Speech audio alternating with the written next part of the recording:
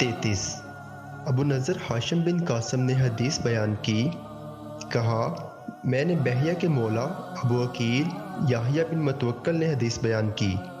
कहा, मैं कासिम बिन अब्दुल्ला बिन उमर जिनकी वालदा उम्मे अब्दुल्ला बिनते कासिम बिन मोहम्मद बिन अबी बकर थीं और याहिया बिन सईद के पास बैठा हुआ था कि याहिया ने कासिम बिन अब्दुल्ला से कहा, जनाब अबू मोहम्मद, आप जैसी शख्सियत के लिए ये ऐब है।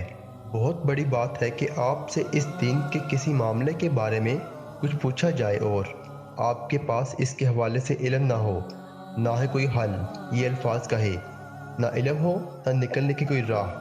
तो कासिम ने कहा, किस वजह से?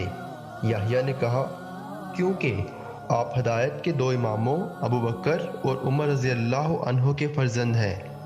कहा, कासिम इससे कहने लगे, जिस शख्स को अल्लाह की तरफ से अकल मिली हो उसके नज़दीक इससे भी बदतर बात यह है कि मैं इल्म के बगैर कुछ कह दूं या इससे रवायत करूं जो सका ना हो।